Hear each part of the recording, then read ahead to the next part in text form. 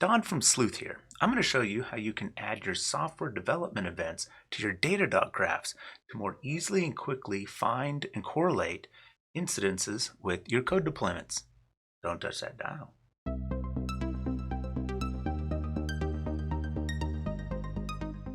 If you've never heard about Sleuth, Sleuth is an app that tracks your software deployments, monitors their health, and communicates this over email, Slack, and now Datadog.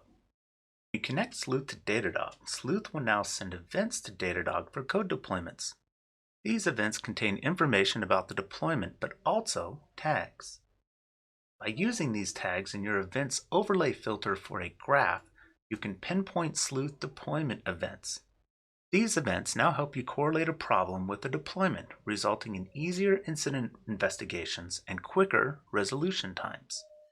To learn more about Sleuth and tracking other sources of health impacts such as Sentry, see this video.